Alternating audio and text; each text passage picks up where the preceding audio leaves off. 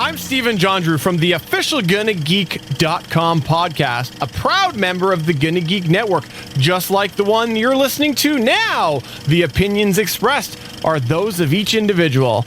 Check out other geeky podcasts at GonnaGeekNetwork.com and get ready because geekiness begins in 3, 2, 1.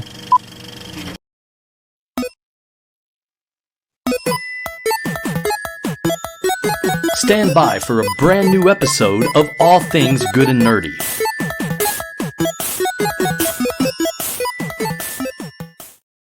Welcome, everyone, to episode 537 of the All Things Good and Nerdy podcast. This is recorded live on Sunday, October 22nd, 2023. We are a little over a week away from the spookiest day of the year.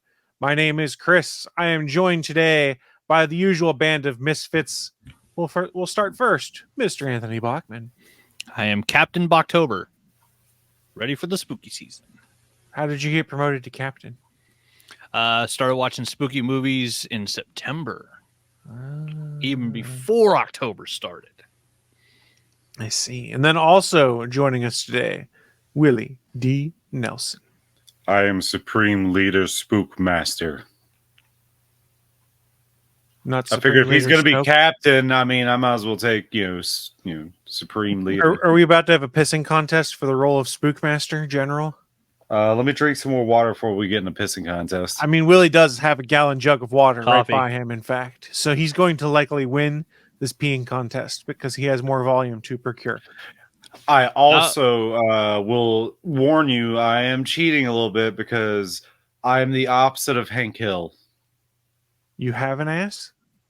I have a wide urethra. Oh, that's right. I forgot about the narrow urethra. Thank you. I thought it meant he liked charcoal and charcoal barbecue accessories. I mean, charcoal barbecue is quite tasty. Put some mesquite charcoal on. I mean, I don't care that I'm also tasting the meat and the heat. That's fine by me because that imparts a good flavor. Whereas with propane, you just taste the meat, not the heat. Not the heat. You want that smoke? I'll give you that smoke, mother. Hey, man. Imparting a smoky flavor to your grilled goods is always a good thing. It's why my family, we do our Thanksgiving turkeys generally on the grill with some mesquite charcoal. It's pretty tasty stuff. How were those couple of years where you deep fried it? So I have deep fried before when we were doing the larger. I knew it. We did multiple turkeys because it was a large family thing. So we would do ours in the grill, and then someone else was deep frying a turkey. And I just want to specify that I was just guessing like a mother. This is a but I trendy can thing. read people. No, it's more that it's a trendy thing that washed its way through America for multiple years, where everyone's like, the only way to have turkey for Thanksgiving is to deep fry it, and that's never been the case. Now, Yeah, listen, it makes turkey's always dry as shit. Always. I don't care. The only way to burn down your house is to try to deep fry a turkey. That's what the That's trend why you was. do it in your separated garage. That way you only burn down your garage. on a concrete pad where it's safer. You don't take your frozen turkey and dump it in the hot oil because you'll burn your house down. Yeah, but you yes, lower it. There is a lot of stupid people that have burnt down their houses because they don't, do any reading on how to deep fry a turkey. They just toss it in the deep fryer like, oh my God, what's happening? Well, yeah, it's because you put a frozen turkey in boiling hot oil. Well, let's not give the people who did that any credit because any idiot can burn down a house by boiling water raw. That's fair. And it has happened. It is a bit more again. You do get a bit more of a fireball with oil fires, though. Yeah. No, it's a butterball turkey. Okay. Ah! Let's see what you did. But yes, I'm pretty sure most American families have gone through a phase at some point in time where if they didn't deep fry a turkey, they were all about deep frying a turkey, but were just too lazy to do it. I'm here for the ham. I don't really care for the turkey. I do enjoy ham. It's the better. You get Thanksgiving and you got it for Christmas time. It's there. Ham's better. Do you I'll put the take a brown turkey sugar over a glaze ham on it? any day. Ooh, how could you not, Chris? Yeah, how just could checking you and making not? sure. Now, the good thing with Thanksgiving is leftovers because you can then just make awesome sandwiches out of that extra turkey. Oh, Yeah. The ham, You yes. Ooh. The ham too. You put a little Swiss The cheese ham. on there. It's really good. But that leftover Thanksgiving turkey, here's what you do is you get some bread out. You lightly toast it. You put just a tiny bit of mayonnaise on that bread. This is the only time you'll ever hear me say that because I hate mayonnaise. You put some turkey on there. You get some of the jellied cranberry sauce and cut it into some small slices. Put that on top of the turkey, and you have yourself that sandwich. And if Chris. you're really the feeling moist crazy, maker. some sharp cheddar cheese on there too. Chris, Ooh, shit. Chris, you're too white to say that you don't like mayo. I don't like mayo. I honestly don't. He doesn't need it. He's made out of it. No, I don't like it. It's a texture thing. That's honestly what it is. The texture of mayonnaise. I don't like sour cream either. Texture, like do you not like Mm. ketchup or mustard either? It's the same consistency. What? No, it's not. How thick are you putting it on your sandwich for you to notice its consistency? Well, I don't Oh put it my on my God. sandwiches. So nor do I put it on a cheeseburger. Well, once again, how thick is it going on the cheeseburger? You just put a little layer on the top Yeah, of the tell bun. that to Burger King. That's just like here's a and I got That so is fired fair. up I hit my mic. That is fair. That's understandable, but you Look, get what I mean, right? If Like, you're you- gonna like, use I'm doing mayonnaise, a thin layer. okay, so yes, that makes sense. And this was taught to Alton Brown is where I learned it. And it makes sense. You know why you put a thin layer of mayonnaise on the bottom of the bun? Because it's all on the bottom because it's oil based. Yeah, because it's oil based and it keeps the burger grease from soaking into the bun and making your bun fall apart. I didn't even think about that. Yes. But yeah. So it's already oiled by the mayonnaise. So the grease from the burger. Well, I mean, why don't you just put your lettuce on the bottom if you do lettuce with it? I mean, that I would do just lettuce, but it's on the fit. top. Does it matter if it's on the bottom? Just put it on the bottom. That way it won't get soaked in there. It either. slides Like, it around doesn't more make if sense. it's on the bottom. If you put it on the top, it slides less because the cheese acts as a glue. Come on, is this your first rodeo making a cheeseburger? Jesus. Do you have a weak grip when you're holding your burger? Like, what, No. what do you mean it slides around? This ain't a goddamn roller rink. What are we You've- talking about You've here? obviously never gone to Five Guys and gotten a burger all the way, hold the mayonnaise. You've obviously also never seen Chris attack a hamburger. No, I've never had it and hold the mayonnaise. I'm sorry. How do you eat a Five Guys burger without it getting messy? How? That's what I'm saying. That's what I'm saying. How? Nobody Even does. without the mayonnaise. Like, what is the mayonnaise? What? I don't like mayonnaise. That's why it's not on the I burger. get that, but Five Guys burger is gonna be messy regardless, with or without mayo. You're What are we- asking how things slide around. I said, have you ever eaten a Five Guys burger all the way? There's your proof of how things slide around because there's so much stuff on there that nothing holds together. That's my point. Okay. We're getting nowhere here because I'm just talking about it. Just a normal burger you're making yourself. You just get some lettuce, you put it on the bottom of that thing, and I put all the condiments on the top anyway. Lettuce Fair. keeps that burger from getting the bottom bun to get all greasy. You know, That's fair. Everyone So, do I it your own mean, way. and if that's what you're doing, or just put the tomatoes on the bottom or something, man. I don't always do tomatoes on burgers. That's more than fair. If I'm going all out, I'm gonna have some tomatoes. If it's a homemade, if it's a to it. if it's a home burger, it's going to be with sharp cheddar cheese on it, with dill pickles, ketchup, and mustard. Anything No else relish? is bonus. Why would I put relish on a burger? I love relish on my That's a burgers. hot dog. That is a regional thing. You got to remember that it's a regional thing. Hey, you know what we do up? You know what we do up in our way, Chris? What's that? Coleslaw on a burger. See, we do coleslaw on chili dogs. Yeah. That's a West Well, Virginia yeah. dog. Well, no, it's Yes. not a West Virginia. That's Yes, just it is. That's just a hot dog in a lot of places. A lot of places use coleslaw. A lot of places use coleslaw. Holy shit. We use coleslaw down here too. Chili and coleslaw. Willie. That's not all Jesus there is to it. Christ. Come on now. Come on. Well, the fact that it has chili doesn't make it a West Virginia dog. So it must be something else Willie, that is added. a West Virginia dog generally uses custard stand chili, which is local to the region. It uses slaw, mustard, and then diced onions. That is a West Virginia dog. Yeah, that And if you can get it, it's a that's curry okay, mustard. except for the thing that's only from West Virginia. Everything else, yeah, we have that here too. What- It's not a special region, Dude, it's a thing West unless Virginia dog. I the don't know what West- to tell you. except for the thing that's from West Virginia that is local thing. Why? Why? Willie, why are you hating? I'm not on my hot hating. doges? I'm just saying you're wrong on saying this Willie, is a West Virginia dog. Willie, you are a It's hot dog nowhere hater. else. You can get this hot dog. I didn't say it's nowhere else, but it's literally called a West Virginia dog. Yeah, just like a Chicago style dog is a certain way of putting everything on the hot dog. Like, doesn't mean you can't get it outside of Chicago. Willie sits at the border of Chicago and says, "You can't take that hot dog out of here." Yeah, you can't take the hot dog outside. Fuck you! And throws the hot dog on the ground. I'm not saying that. I'm just saying don't call something a West Virginia dog when it's readily available everywhere. So else. they It's shouldn't not a call it regional Chicago thing. dog then. Yeah, because That's a whole other beast. You're just adding cold. Wait, that's a North Carolina dog. Yours is not a West Virginia. It's a North Carolina dog. You're fucking wrong. How about that? But that's wrong. You want to fight like that? We're fighting like that. It's not burger wars. It's dog wars. But you We're could not literally Michael Vick, Google though. the term West Virginia dog, and that recipe I gave you is just what came up.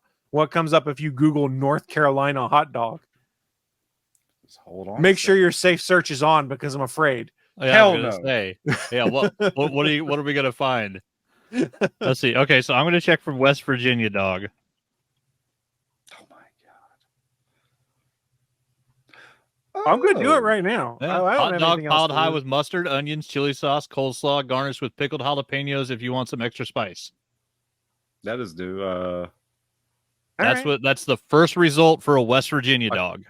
Oh, okay. For me, a Carolina tradition. Carolina style hot dogs are covered in beefy chili, creamy homemade coleslaw, and onions. Ketchup and mustard are optional. Serve these at your next barbecue for a crowd pleasing win. What is a North Carolina style hot That's dog? the first tile. It's the first thing I saw and I clicked on. Mhm. Careful about the website. It is Wikipedia. ad friendly. If you get what I mean. It's a Wikipedia article. Mine is sugar dish me. I don't know. It's the first. Oh, I thing didn't go to popped that up. one. I went down one. Oh, okay, yeah, it was the first Hmm. thing straight. Next thing is Carolina Packers. What the? I don't even know what that is. I don't Oh either. no, not those bright pink hot dogs. Ugh. Those ones are weird. I Yeah, did see we a have funny a- thing. I watched the Hot Ones like Christmas episode. I realized I'd missed it, and they had Gordon Ramsay back on, which was hilarious because he brought more presents and more anti like hot sauce things this time, including Pepto Bismol fire extinguishers that he shot in his own face and Sean Evans. But on that episode, they had Alan, the guy that runs Egg Slut, the guy that hosts the burger show. He has a restaurant called Egg Slut. He makes Wow. he makes a Chicago style hot dog, but he replaces the hot dog with a hamburger. Interesting. But he used ground up hamburger in the shape of a hot dog. So he still cooked it like he was cooking a Chicago style hot dog, but he made it out of a hamburger. It was very strange. It looked Yeah. really good. But here's a question for you, because I know some people are very against it. Does ketchup belong on hot dogs? Depends. It depends on the other toppings there with it. Yeah. Like I'll if I do had it- Some people say inherently, no, it's a hot dog. It doesn't get ketchup. Some Why? people would say that. I don't. Yeah. I'm If not it's- one. if it's just a boring ass like ballpark, I'll put ketchup and mustard on it. Like that's fine. Look, But ketchup, yeah. mustard, and relish is a good trifecta on a hot dog. Yeah. People would say mustard or nothing. Yeah, see, and I say mustard or nothing when it's any type of like sausage or brat. Like you shouldn't be putting ketchup on a brat. But yeah, no. any type of like really tasty sausage, like you need a little mustard to like it'll help bring out flavor. But yeah, on like a boring ass like ballpark Frank that doesn't have any actual real flavor to it, ketchup, mustard, relish. Just because I don't like onions, so most people put onions on it. Onions are delicious. A fine diced onion on Oh. a hot dog. Oh, I love onions. I could eat an onion raw. Just like an Oh. Really, apple. why don't you get an onion and Oh. eat it like an apple while we podcast? What is this, Lethal Weapon 2? What is this? A crossover episode? No. I mean, I could, but I have to go out to my vehicle, get in the vehicle, go to the grocery store, go buy the onion, and then come back. That sounds like a Is lot that of what you work. really want me to do? So we'll Do you talk really want me to Willie stand up next without week? pants on right now? No. Because I'll do it. No. Wait. Are you wearing no pants or are you just straight up shirt cocking it to steal a line from Deadpool? In a weird turn of events, I'm wearing boxers. Okay, Usually so don't then wear we're good. He's Boxer not wearing briefs. it. Boxer briefs were usually my go-to because I But like more that important- hug all day long. Wait. you know? More importantly, Willie's not Pooh Bearing it right now, so we're He's okay. not Willie the Pooh.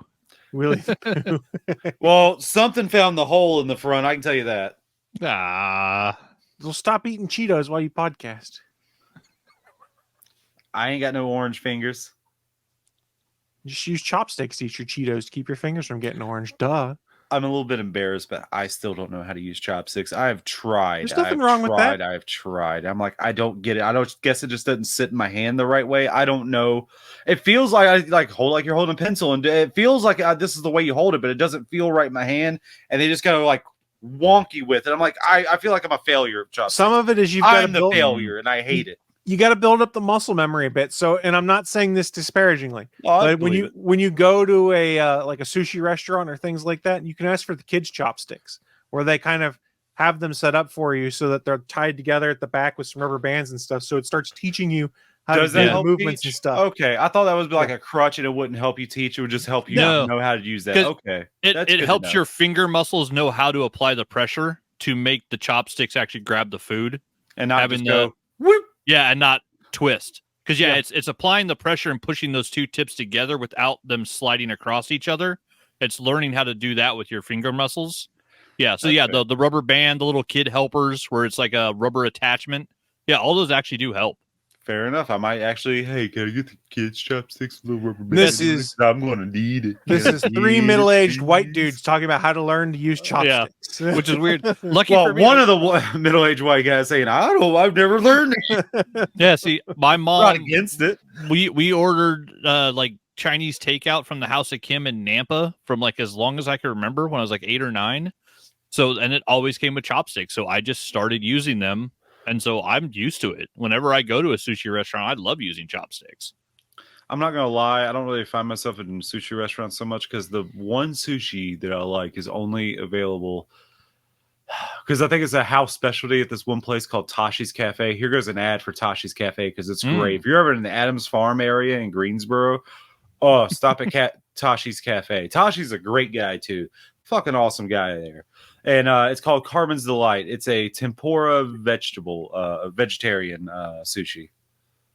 What's it called again? Tashi's Cafe.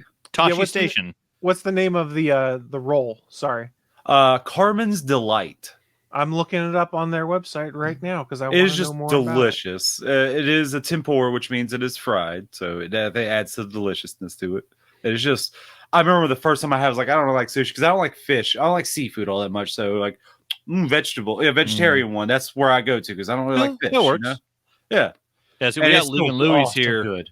And man, we go to Ling and Louie's for like our anniversaries, birthdays and stuff. It's a gorgeous restaurant with great atmosphere and the food is fucking spectacular. It's a full sushi bar and then it has like Asian fusion stuff. So like you can get like there's a burger, but it's like a Hong Kong burger. To where it's got like Asian coleslaw on it and stuff, but like everything we've been there. I think me and Janet together have been there probably at least 10 to 12 times, and never once has either one of us not been fully satisfied with the food we got. Like everything we've ever ordered off their menu is fucking delicious. It's a great restaurant. My favorite restaurant would have to be this hibachi place. It's a little bit more on the high end too. It's called Fire and Sticks. It's off of Highway 68, and that place is just the ambiance as you go in is like, oh, this place is nice. Look at Willie with the ambiance. I can use a $10 word if I want to. So Willie, I've got their menu up. That's Tashi's. I don't see a Carmen's Delight on there. I see a Katie's Delight. They might have changed it. It could just be a temporary thing that they rotated out or something, maybe. Oh no, because that was my favorite thing. That can't be the one he's talking about because Katie's Delight says spicy crab and shrimp, and he says he doesn't like fish. That can't be it. Tashi. Flying Dragon would be good though. Shrimp tempura and avocado topped with eel, shrimp, spicy crab, avocado, and sweet soy. Woo-hoo-hoo. Yeah, there's a version of that one that we get at Ling and Louie's. That's I think it's called the Red Dragon. But yeah, anything that's got the shrimp tempura in it, oh, so good. Willie, their menu looks good though. I didn't grab anything. I'm scrolling. I think down near them. Oh wait, Carmen's Delight. Here we go. Here we go. Yeah, I was about to say vegetarian. It's in the vegetarian section. Because I told you it's vegetarian. My mistake. I wouldn't get it because it has cream cheese in it, which I don't like, but it does sound like it'd be good. Avocado, carrot, cucumber, and cream It says cheese. vegan. It says vegetarian. Deep fried and topped with green onion and sweet soy. I don't like cream cheese is what I was. I don't particularly care for cream cheese either, but you don't really notice the cream cheese in it. Right here, You don't everyone. taste it or anything. If you find yourself in Greensboro, North Carolina, you can go get the Carmen's Delight at Tashi's Cafe. Tell them that Willie Nelson sent you.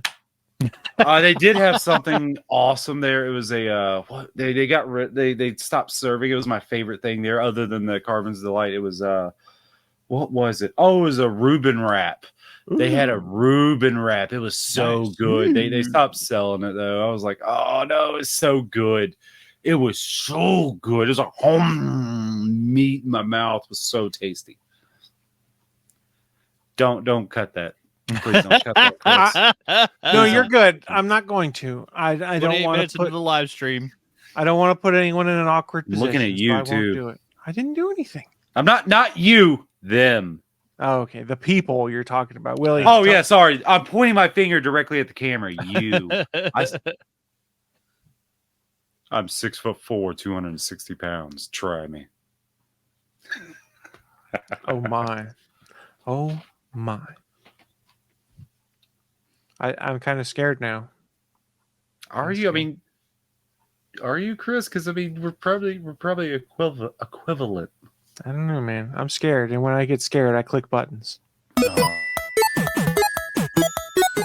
That was the wrong one. All technical difficulties. Now came into it. I was so scared I clicked the wrong button when I meant to click this button. Live from the ATGN studios on the internet, it's the news of the week.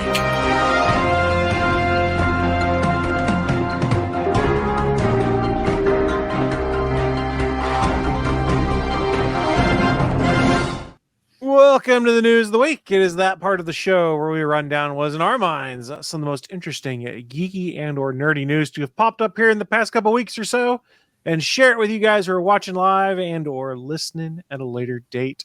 I'm going to go first just because I already stole the microphone to do that. So I will take my news first. You guys do know a cartoon I grew up loving, watching all the time on the Disney Kids afternoon block. Do you guys have any clue what cartoon that might be? If you looked at the show notes, you probably do. So I realized Darkwing Duck. Oh, I did love Darkwing Duck. But no, sadly, this is not Darkwing Duck news, but we're going to talk about Gargoyles. Nice. You guys remember Gargoyles, the TV series? I do. You mean I was with on Keith the tail. David as the lead voice? Yeah. Keith David and Jonathan Frakes as the lead antagonist. I forgot about Just that. bad Oh, I guy, mean, yeah. I'll give you that. Well, I'll give you let's that. be honest. I was just on the tail end. Gargoyles caught me just before, I was like, oh, I'm too old to watch cartoons. So yeah, Gargoyles is awesome. It was a mini Trek reunion show too, because Jonathan Frakes had a voice role in it. Marina Sirtis had a voice role in it. Michael Dorn had a voice role in it. Dorf was in there, I right? thought Worf was on it. Yeah. And there may have been others that I'm not remembering, but it was like a 3-year running cartoon, 3 or 4 year running cartoon. I can't remember exactly. And it was canceled when they hadn't quite finished telling their story yet. And Greg Weisman, who was the showrunner for it's always talked about how he wanted to come back and finish the story. We've had multiple rumors pop up over the years of Disney Plus potentially bringing back Gargoyles. But right now we have something that is slightly more definitive than rumor, but I'm still not 100% sure I believe it. We'll go over to the Hollywood Reporter for this, where they state almost 30 years after first appearing as an animated television series, Gargoyles is taking flight once more, this time in live action. 2 major names in the creature feature business, Gary Dauberman and James Wan's Atomic Monster banner, known for their collaboration on the hit Annabelle horror movies, are teaming up to remake the 90s cartoon as a live action series for Disney Plus. Dauberman will write, executive produce, and showrun the series with Atomic Monster, the company run by James Wan and Michael Clear, joining the executive producing ranks. The project is described as being in early development on Disney TV. So here's why I say I don't necessarily believe it, because this isn't the first time we've had the rumors that Gargoyles, DuckTales did come back. This is not the first time we've heard the rumors that Gargoyles would be coming back to play. Now, previously, we've heard things about it being a cartoon follow-on series in the similar vein to the X-Men 97 cartoon that we're going to be getting and things like that continue that story. But now it sounds... I think I remember at one point they said they were trying to do a wrap-up movie. I'd And they were heard that trying to as a figure out how rumor to finish, too. how to finish everything in one animated film, and then that never came to fruition either. Which I'm still not 100% shocked to hear in that regard. I don't believe this until I see it, because it's been teased to us so much that I'm like, okay, cool, you guys signed some paperwork and there's pre-production going on. That's not a product I can lay my eyes on. When the first trailer comes out that shows stuff from on screen, maybe then I'll be willing to believe that there's a Gargoyles series coming into play. I'm intrigued by the fact that it's going to be live action, but I would assume funny because it still just means only half the cast will be live action because it's going to be all CGI. Yeah, I don't assume they're going the Ninja Turtle movie route where they're making animatronics or people in suits to be the Gargoyles. So I assume there'll be a fair amount of CGI and things like that. But I put it, I think, on the X, Twitter, as they call it, as it used to be called. I'm making fun of it right here. Shitter, as we've also called it.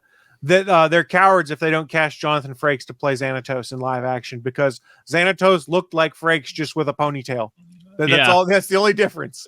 Yeah, you put a Terry Silver ponytail on Frakes now, and he looks like Xanatos from the cartoon. Like, he'd be a bit more distinguished because they portrayed Xanatos as being like in his late 30s, early 40s in the cartoon. And I think Frakes is probably mid 60s now. Yeah, but he still looks pretty good. No, I'm not saying he doesn't. Tall motherfucker. He's a tall motherfucker too. He looked good on film. I was not trying to imply that the dude is not a good-looking gentleman still. It was more just the fact that if they're trying to portray a similar look and age of the character from the cartoon, that just age up the character. Let Jonathan Frakes play Xanatos. And like looking at the cast list, I'm trying to think. Like Ed Asner was Hudson. He's gone. Oh wow, he was. Yeah. Wait, I'm trying to remember. John Rhys Davies, is he still alive? Yeah, he just did the yes, last Indy, right? From what I hear, he's also going to be in some kind of Lord of the Rings game or something, voicing Gimli. Oh, nice. What's his name again? John Rhys Davies. John Rhys Davies. I know Reese. I remember Reese because a buddy of mine was talking about it, and I was like, I know it's Reese, but I can't remember the rest of his name or anything. Yeah. Well, let's refer to the IMDb here. Look at the voice cast. Look at that. Yeah, I was like, on the voice cast, I think Ed Asner is the only one that's passed, sadly. I believe all the rest of them are still alive. I think so. I didn't realize some of these folks, some of their work Jim they've Cummings done in there before. Yeah, Jim Cummings is on there. Frank Welker's in there. Tom Wilson's in there. Like, yeah, it had. I think Frank Welker. To be fair, what cartoon has Frank Welker not been in? And John Rhys Davies was Macbeth, so you don't necessarily. Yeah, Clancy Brown was in this. I should have known that. He's in everything. And he's the best. For me personally, I still think Clancy Brown is one of the best voice actors of all time. I love Michael Rosenbaum. My favorite Lex Luthor is Clancy Brown. No, Michael Rosenbaum's not in this. No, Clancy Brown is. People that have played Lex. Because Clancy Brown's voice for Lex in Superman the Animated was so good. He was so fucking good as the voice of Lex. But Clancy Brown, since he was the Kurgan, has been just terrifying. Like, that dude's deep voice can make you fucking, wet your pants. Like, he's Are we talking about Mr. Krabs? Yeah. I know. Look, here's the thing. This show had both Keith David and Clancy Brown being deep-voiced gods in it. Yeah. Yes. Let's be honest here. Actually, yeah, if anything, you know what? I bet Gargoyles actually started ASMR. It was just people listening to the episodes like, oh, yeah. Oh, I'm not going to lie. I do remember watching the cartoon as a kid, but I don't remember the fucking storyline other than they turned to stone. Well, some good news for you. If you wanted to do that, it is available on Disney Plus right now. Have you ever tried to go back and that's almost some things really hold daunting. up, some things don't. Yeah, like Batman the Animated Series holds up. Well, but would you really want to watch a cartoon? I've tried. Listen, spoiler a little bit in the future. I tried watching the One Piece anime. I couldn't. I had to tap out. I was like, I can't. That's fair. Can't. It's old. It feels its age. Well, so also, me, at least in the very beginning. Yeah, it's got over 1,000 episodes, so it's a show that has definitely grown. I also started watching the One Piece anime, and the kid Kobe was so annoying it was hard to watch. Then I watched the live action Netflix, which me and Jana loved. Like, that show is spectacular and fun to watch. I was able to go back after that, and I've watched the first 6 or 7 episodes of One Piece now. It's not that bad. Like I'm it not gonna kind of lie. made it a little easier to take. Luffy's a bit of an asshole. Oh no, he is. He's just a straight up asshole in the anime. He's just a piece of shit asshole. Like, this isn't enjoyable. Like, I don't like to see somebody, who acts like this. So I'm enjoying it. For me, if I was going to do a rewatch of Gargoyles again right now, it would probably be one that I would put on the kitchen TV when I'm cooking dinner or something like that. Oh, yeah. Or it would be one that would be for when I'm building a Lego set or when I'm doing chores down on the main level of the house, because something I could put on an earbud and listen to. And you don't necessarily have to always constantly be watching it to know what's And going there's on. something about the mystical island and Avalon and that a thing. That too. was in one of the later seasons, yeah. I was trying to remember, wasn't the whole thing actually like an Arthurian take? Oh, Wasn't it a take on the 100%. Arthurian Oh my legends? Yes, they tied into the Arthurian things near the end of it as they were doing one of their final arcs they wanted to do. In the beginning, it was literally, hey, the gargoyles are cursed. The only one that's not cursed is Goliath, and they're all turned to stone permanently until the castle can rise above the clouds, is what the curse was. So Okay. Goliath then asked to be cursed with his brothers so that they are all, because he didn't want to be the last gargoyle left in that keep. And he is then cursed. We find out that in the intervening years, any other gargoyles are pretty much wiped out. And then David Xanatos buys the castle, moves it to the United States, and rebuilds it brick by brick on top of a skyscraper so that it's literally above the clouds. And that breaks the curse and frees the gargoyles. And then there's all sorts of other byplay going on about Xanatos has his own goals and things he's trying to achieve with the gargoyles and is playing them. And eventually Did they he leave know the that was going to castle. release them? Yes. So he He wanted moved them it- released. I he can't moved remember it the on exact purpose 'cause he reason wanted why. them. I don't Yeah. remember the full reasoning why. He had his own goals and motivations, though. But he's for just a regular releasing them. guy, right? Correct. He's not like, I'm an ageless entity that has lived out of centuries. He is just a regular guy, but I think Alright, at one alright. time they implied that he also had a relationship with Demona, which was which was Goliath's lover, played by Marina Sirtis, who was not frozen in stone permanently. So she had lived the last 200 or 500 years or however much it And had she's been. a little crazy, right? I think I She's remember. a little crazy because everyone has Yeah. died around her.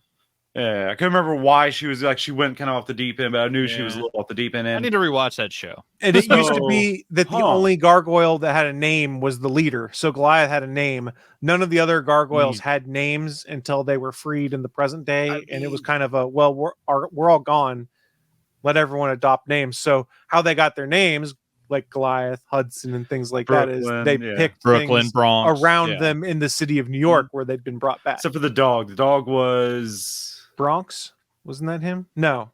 No, he wasn't Broadway. named after a borough. No, I thought the dog had a name. Oh, no, he had a name, but he wasn't named after a borough. He was just had a different name, I think. Someone didn't have a name after the borough, and I can't, like Hudson. Hudson's named after a river, not a borough. But I think the dog also wasn't named after. No, the dog was Bronx. Oh, Bronx. Yeah. Wait, what was the little tiny brown one? Lexington. Lexington. That okay, yeah. All right, then you got the green, like little Krillin looking one. He looked like Krillin. The green one. Bronx He was looked like almost always Krillin. with Hudson because Hudson would stay home and watch TV unless he had something that they needed him to do. Oh, yeah, 'cause Didn't he Hudson also was have the like a old guy. dagger he carried too? The dog? I know No, Hudson. no, Hudson. Yes, Hudson he did. I gave you a look a little bit ago. So does that mean that what's the protagonist's antagonist's name again? Xanatos. Xanatos. Xanatos. Close enough. So does that mean Xanatos didn't have to wear protection? Because I mean, cross species, you can't really have kids.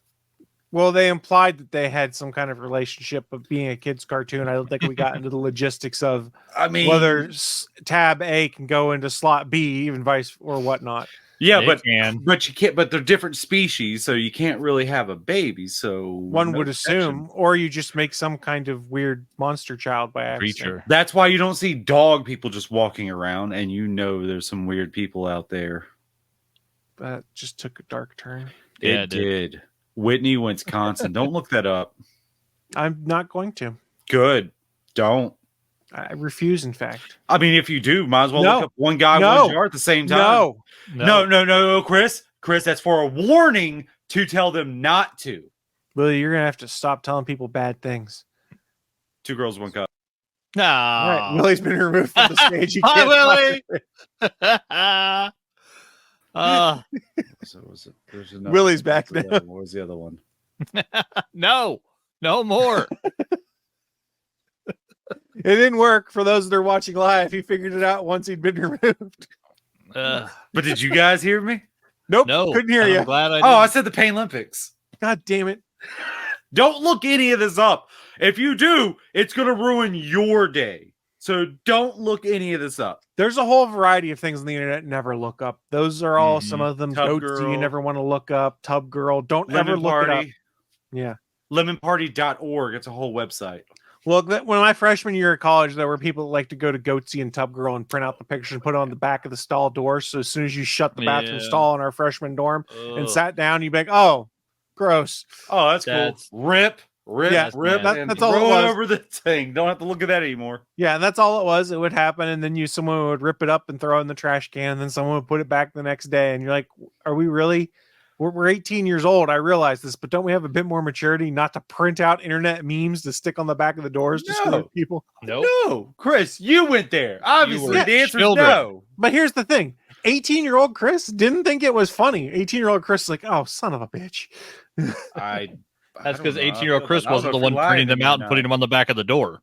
No, that's because 18-year-old Chris already lived the world of being on AOL Instant Messenger. Someone sends you a link. Hey, check this out, and disguises the link. And the next thing you know, you're on Goatsy or Tub Girl. Nick, you motherfucker. And you know what taught me to check the contents of URLs? It wasn't any email security or anything like that. It's goddamn AOL Instant Messenger, where I got pranked so many times between the ages of 14 to 18 that I was like, I don't trust any of you motherfuckers anymore when that stuff would come on. And I would always hover my cursor over the link so it would populate and show me what the actual link was. And I'd be like, ha, Mhm. you didn't get me this time, asshole. Well, get better friends. Holy shit, that's your problem. None of my friends on AOL never did that. Willie, this was a phase of the Never internet did for a while. I don't know why it happened. It was dumb. You It's just the know same- you had shitty friends. That's what it was. It's the same concept as Rick rolling someone in today's world or 10 No, years ago's no, world. you do not. You do not put Two Girls, One Cup on the same level as Rick rolling. Holy Look, shit. I'm not saying they're equivalent results, but it's the same kind of prank that's pulled off where it's you disguise the link and then you get sent to a page where you go, how the shit did I get here? And Willie's chugging water now. I'm very scared. I'm getting ready for this pissing contest. God damn it.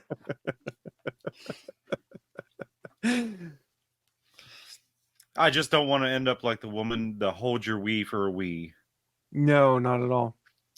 That was not. So as we wrap things up on the Gargoyles story front, the team they've got put together, I guess, also worked on the Swamp Thing series that was on the DC Universe platform. It did like the practical effects on that. I thought you meant the Swamp Thing cartoon No. that stole its theme song from Wild Thing.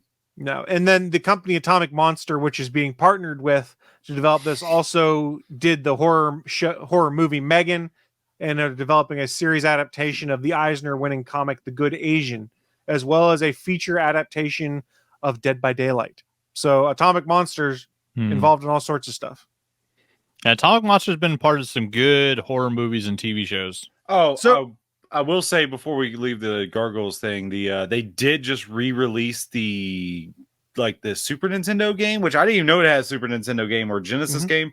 You know how they're re-releasing, like how they did like the Disney ones were Tailspin, DuckTales. Those were fun. Yeah, they did. They just re-released the same thing for the Gargoyles game, which I didn't even know there was a Gargoyles game back on Super Nintendo.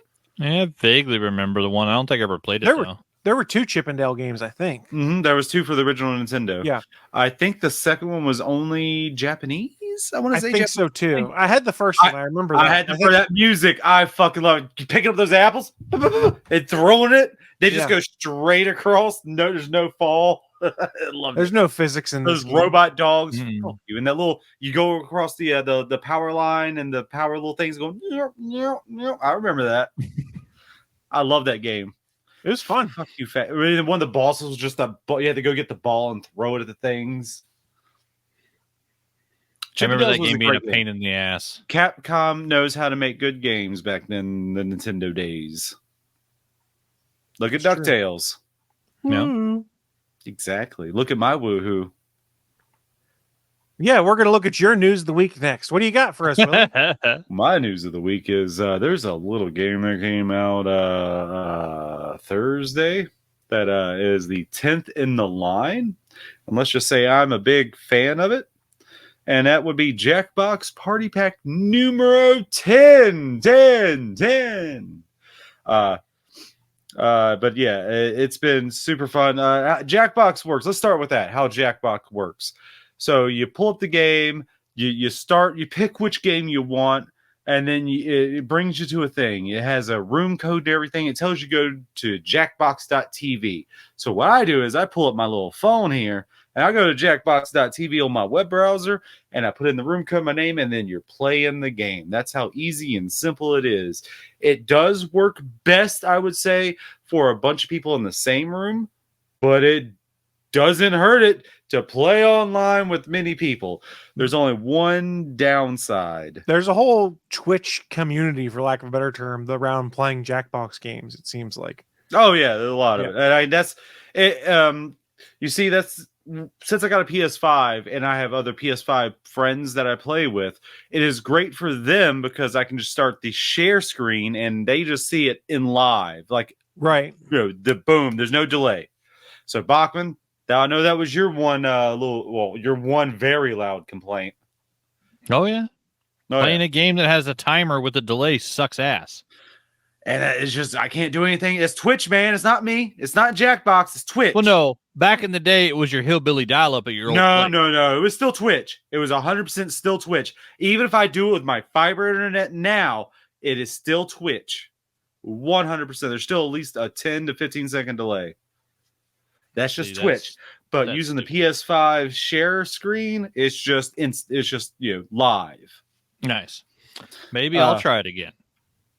And 5 new games are in this one, or I guess depending upon how what you consider new, because 1 is a sequel. So I don't know, it's not really new. It's a sequel. And it's pretty much the same game, but a little upgraded. It's TKO 2, where you're making T-shirts. Oh, I like that one. Yeah, I'm not gonna lie. That one got a little banned when people got a little 9/11 happy on it. Yeah, I could see that. Yep. Yeah, so that game got a little bit banned. This one is to be determined. Let's see how bad people get. Like, come on, can we just stop drawing dicks and vaginas? Can we do something else? They're rocket ships, damn it. No, those are dicks. 100% they're dicks. They said, ship. No, it's a dick. They even said it's a dick. No. There was no mistaking it. No, I appreciate your ruse, but yeah. But yeah, Pico is up is the first one up, and it is pretty much the same exact thing, just updated with like better drawing things. Instead of just being a shirt, you can also make it a hoodie or a muscle shirt, a tank top, if you will. I see the muscle shirt came in. Muscle's coming in tomorrow. That was an old letter Kenny joke. Moving on to the next one, which is personally I think is a low point in it for me. Like, this seems like kind of could be the dud of the group. Maybe, I don't know. It's to be determined. I have to play a little bit more to figure it out. Might just been the people I was playing with. It's called Fixie Text. Pretty much is you all choose like a category to start off with, and then you'll start getting text from somebody about that category. And then it's up to the team of people to start putting in their response. So it gives you like a little blurb for a response, and then everyone on the team can put in their cursor anywhere and start typing. There is no delete button. The delete button does not work. Oh, geez. Oh, that's bad. That seems problematic. Well, no, that's part of the whole thing. So make sure you don't do any typos. And it's a lot of fun playing with dyslexic people. Oh, yeah. And the problem with it is, like, people just like, it seems like there's no cohesiveness to it. It's like, it seems like there's nothing, like, people are just putting in what they want, and then people vote for the words they like the best later on. But it's weak. It's very weak seeming. It might get better. I don't know. I have to play it some more to see if it finds its groove, Maybe. I'm going to skip that one because that's the best one so far. All right. My personal favorite one, which is usually the trivia games and all of them, is Time Jinx. Time Jinx is probably my favorite one. It's the trivia one. It pretty much what you're doing is it tells you a thing like when did Cleopatra rule or something, like, or when did Cleopatra die or something like that. It tells you a time frame at the bottom, like from blah blah blah to blah blah blah, and you have to put in a year into your phone. And the closest to the year, doesn't matter if you go over or above, because it's like what time span. So it tells you the window you can put in. It will actually tell you if you're out of the pocket of it. Like you said 2000, it's not a valid answer. So put in a different one. It will let you know. And pretty much how far you off is how many points you get. The further off you get, the most points you get. So it's golf rules. The lower score wins. My top score that I've gotten in Time Jinx so far is a 9. I love trivia games so much, and it is very hard to get a low ass score like that in the single digits, but I did it. And then moving on to a music one that plays kind of like Rock Band and Guitar Hero, kinda. This is a rhythm type game. Do Re Mi. So pretty much, when you start off, you put it, you sign into the thing, put in your name, and then you pick a song. The host has to pick a song. There's a bunch of different songs on there, and they are remixes too. They're not just the original, like in the Hall of the Mountain King and Row Your Boat. And there's also Fly of the Bumblebee on there. And there's a bunch that are locked still that I don't know. I can't wait to unlock them. But yeah, and then after that, you choose an instrument. And all the instruments have different difficulties from super easy to super hard. Can I pick the xylophone? I think that's on there. Can I pick the theremin? Constant Screaming is one of them. What about the kazoo? I think maybe I don't know what all is available because I haven't unlocked all the songs, so don't get on me about that. I like a kazoo. I do like a good kazoo too, but I don't know. But there's a bunch of different things, and it pulls up like depending on your difficulty, it could just be like 3 different things that you have to push in time to. Like it's like Rock Band where you see like the fret, and you see where you're supposed to things, and the notes come down. The nice thing about it to sync it up so it's in time with your phone and from what you're hearing on the TV and all that, because it knows streamers do it. It tells everyone to press the center button to tap tap tap in the center when the host says tap tap tap, and he says and 4, 3, 2, 1 tap tap tap. He does that so it kind of syncs up your phone into what you hear. So then everyone's in time. So that's pretty nice. That's neat. I like it. That's pretty nice. And then probably the top game out of this whole pack, which played multiple times, it's always fun, is called Hypnotorious. And I like to say Hypnotorious. I like saying it like that because it's just fun. But anyway, so in the game, everyone starts off by getting hypnotized. And then it says, and then on your phone, it says your role. You are something. To give an example, my thing was Jeff Goldblum one time. And so the game's going to ask you questions. Happy birthday, Jeff Goldblum. It's true. Today? It's Goldblum's birthday. Mm-hmm. And Christopher Lloyd. I just saw it on Twitter. I'm glad those guys get a happy birthday. Yeah, they do. Yeah, I'm glad. Yeah. Anyway, I thought your birthday wasn't until March. It was yesterday. Oh, was it? Shit, I'm sorry. My birthday was yesterday, man. I don't know what to tell you. I'm sorry. You didn't tell us. You didn't tell us. I don't make a big thing of my birthday. I'm not making a big thing of it now. I don't give Happy birthday, Willie. I'm just doing it for the bit, the joke. Like, oh, I'm glad That's fair. Get a happy birthday. I must not have been on Just the for Book the of bit. Face yesterday because that generally I tells don't me when really it's someone's care. birthday. I feel bad. don't use Facebook. I still have it. It's up because I use Messenger. I wish I could get rid of Facebook, just delete my Facebook, but still be able to use Messenger. But you can't because fuck you, Zuckerberg. Suckleberg, what I'm calling you, because you suckle from that teat. I don't know what teat. I'm just saying things to say things. Yeah, which teat? Anyway, Hypnotorious. It gives you a role, and then it goes through and asks you 3 questions. And in that, now you don't want to just give out what you are. But you're answering the questions based on what you are, and it could be an inanimate object. So don't just take Jeff Goldblum. It's just an example because that's what I had one time. So yeah, I had Jeff Goldblum, and you have to answer the questions as if you are the role, whatever it is. and I put it like, yes, I will do that, or some. That's how I answer the question. I put a lot of ums in there, and like where he flounders a little bit, not flounders, but you know how he does. It's Jeff Goldblum. He has a certain gravitas how he rolls through his words. That's true. Mm-hmm. He has a cadence that is unmatched. That's He's it. A cadence. awesome. That's the best thing. And then here's the thing. Everyone is of one of three categories. Wow, that hand's messed up. One of three categories. Yeah, it's my middle finger that's fucked up, so it's kind of, you see how it's sideways. Yeah, that's straight. Willie flipped the bird too hard. That's all. Well, that's straight to me. That's straight. That Yeah, is it's not fucked up. So straight. 3. It's gout, man. It's the gout. It fucked up my finger. It doesn't affect my grip or anything, but yeah, it's affected how it's laying on it. So yeah. Anyway, but yeah. So 3 questions, and there's 3 categories, and everybody's in one of those 3 categories. One person is an outlier, like where they don't fit in the other, like 2. Like usually you play with 8 people and max. So was it? Well, no, I think we haven't played with a full team, so we played with up to 7.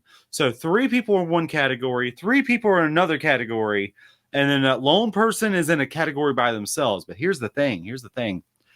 The outlier doesn't know they're the outlier. They just know they're in a category. They know what their role is, but that doesn't give away what your category even is. Just saying Jeff Goldblum doesn't tell me what category. So they have to guess the context based off what everyone else says without. Mm-hmm. And so not only are you trying to figure out what people are, you're also trying to figure out what category they are in. There's a game like figure this out who's out there the that I'm struggling to remember the name of, but there's a very similar game out like this. I mean, I wouldn't doubt it. No, it's not a bad thing. I'm just saying. Yeah, no, I wouldn't doubt it at all. Yeah. But yeah, that's how Hypnotorious works. And then and pretty much you get points by finding out who the outlier is. And if you think you're the outlier, you're not supposed to answer the questions to be like direct, like, oh yeah, that's exactly what you are. You're supposed to. I play a little vague. Like I am answering correctly for what I am. Don't get me wrong. I'm not cheating. I'm not a fucking cheat. Don't you dare. I have too much goddamn pride. People try and call me a cheater in the goddamn trivia games. Fuck you. What if I call you a pumpkin eater? Oh, is that what we're calling it now? Cheater, pumpkin eater. Come on. That was going old school playground taunt. No, I went dirty with it. I is ignoring the fact that you went dirty with it. Like always. What's that guy? What's that that nursery rhyme guy? The pumpkin eater? What? Never mind. I'm so confused. So am I. I don't know his name. I don't know the nursery rhyme. So well, I you can't broke help my you. brain. I Isn't it do Peter, that. Isn't it Peter Pumpkin Eater? Oh, isn't that what you just said? Had Oh, a yeah, wife that's and nursery couldn't rhyme. beat her. Why? Yeah. No, shit's weird. Yeah, shit is weird. But yeah, that's Hypnotorious. That's Jackbox Party Pack 10. That's all the 5 of the new games. The top of the list are definitely Dodo Re Mi, Time Jinx, and Hypnotorious. TKO 2 is mostly because it's TKO. It's fair. And it got banned for a reason. Like people just and Fixie Text is just needs more play time, I guess, to see if it's good or not. Right now, I'm going to say no, it's not. That's what I'm going to say. Just because it's a little too chaotic. No one quite gets what they're supposed to do. It's not inherent to know what you do. And even when you do it right, like other people can fuck it all up. So it's like, Yeah, having everybody change the text at the same time just sounds like chaos. It's not everybody. You're in teams. Like half of the people are in one team, so half the people are messing with it, and then the other half vote for what they like, what they not. But there is a character limit, and I don't know how it works. Like I don't know if it just deletes at the very end. Does it delete from the beginning? I don't know. It's very wonky. It doesn't feel inherent in how it works. You really have to I'm going to have to let me just test and see how this works to see how it works. I don't fucking know. Well, I'll let you know if it's good or not. But the pack as a whole is fun. TKO 2 can be a fun game. All right. Especially making muscle shirts and all the hoodies too. It can be. The Fixie Text is just like the meh. But all the others, Time Jinx. I fucking love Time Jinx. So my question for you then, Willie. Buy the it. new party pack. Thumbs up Buy or it. thumbs down? Buy it. Thumbs up. Okay. Buy it. How much is it? Buy Willie? it. How much is it? 35, 30? I can't remember. Hmm. 35 or 30. I can't remember. It's one of those two. Interesting. That's about how much new Jackbox games usually cost when they're brand spanking new. If you want to wait till it's on sale, go for it. They go on sale all the time. And if you want to play, look for Willie. He's always got games going, it sounds like. I mean, if I have multiple PS4 users, then yes, I will you start up a Twitch. But I've only been doing it for friends only. There's no audio. Only from the game. You don't hear any of our audio, mostly because the people people I'm in the party chat with, they won't hear me twice over from me talking into the party chat, and also from the delay from Twitch. Yeah. Gotcha. Yeah, that's just smart doing that. So I haven't really played Jackbox with random people in a long while. But I mean, if you want to, send me a thing on whatever the fuck it is on X, Twitter, whatever the fuck you want to call it. Shitter. What You are got these the blue- zitter? You're cruising the blue skies too. They can hit you up there too. I think my name's Willie Nelson. Yeah, I got Willie Nelson on there, didn't I? Yeah, you're Willie Nelson. Yep. I'm Willie Nelson on Blue Sky. He's RVD in it right now. Well, I mean, I'm trying to keep my hands in frame. I can't just do this guy right here. You can't. Yeah. Will, what are my hands doing? Nelson. This is bad Yo. framing. But doing this is good Rob framing. Van Dam is what It's Chris was just because talking of the about. tiny window you put me in, Chris. I didn't put you in the window. You put me in a tiny box. Okay, have a bigger I've been box. in some tiny boxes. Oh, Aw. still the box of the camera is still here. I can't control the physics of how your camera lens works. Can you? I can't. No, we Can can't. you? He just said he can't. I literally can't. No one asking you. That's all right. I'm gonna give my opinion anyways. Man, Welcome to what's the with- internet, motherfucker. I'm used to it. What's with all You this should be. sass? What's all this sass, Willie? Willie 'Cause I'm getting Sassafras sass Nelson. back. You know what? You want sass? You want sass? You want some sass? No. For those on audio, Willie's chugging his water right now. We put him on full screen so you can watch the chugging. action. Willie, how's that water treating you? Like water. Like unsugary, uncaffeinated, uncarbonated. I mean, you could put flavoring of some kind in there. Then it might taste You want me better to to you. stand up and go to the store right now? Is No. No, I was saying in theory you could put more in there. I wasn't saying do it now. I'm glad you were drinking that coffee right there, Bachman. Mm-hmm. I'm so confused. Sorry, that's my dick. Motherfucker. Once again, for the people in the back. Well, that's me standing up with the just sticking out of the box. That's what the whole. That's what. Repetition doesn't make it stay funny. You're killing the joke. I'm hoping to kill the joke because I don't You want to beat the dead horse long enough, it will laugh. The That dead is horse the is rule. dead. Hey, I dead. got a face palm from both of you at the same time. That's a win in my book. Fuck y'all. Fair enough. All right, let's move on to our next news of the week. And I'll say, hey, Bachman, what you got for us? All right, so we got 2 Hollywood Reporter articles. As Chris had mentioned on Gargoyles, we'll believe it when we see it. When we see a trailer, usually. This was from October 11th, but I want to hit on it because it'll be big important news for us in the geek world. From a Boris Kit article, October 11th, Daredevil hits reset button as Marvel overhauls its TV business. For those that didn't know, basically they broke down the Daredevil crew and are going back to the drawing board. See, where was it? Okay. So it didn't take long to see the production after Marvel Studios' Daredevil Born Again see the problem after Marvel Studios paused production in mid-June due to the writer's strike. Fewer than half the series' 18 episodes have been shot. It was enough for Marvel executives, including Chief Kevin Feige, to review the footage and come away with a clear-eyed assessment the show wasn't working. So it says late September, Marvel quietly let go of head writers Chris Ord and Mike Corman, also released the directors for the remainder of the season as part of the significant creative reboot of the series. And the Hollywood Reporter has learned the studio is now on the hunt for new writers and directors for the project, which stars Charlie Cox as Matt Murdock, a blind lawyer turned superhero, which, they're going to put some money down on because they know, of all the Netflix shows, none of them did better than Daredevil. They know the show's great. We all know Charlie Cox is great. It just has to be done correctly. And then it basically goes into talking about Marvel's problem with like the Disney Plus TV shows has been, instead of doing like a pilot and a Bible and having a showrunner, they've literally been slapping together crews and filming $150 million plus series of TV, like start to finish, and then fixing things in post.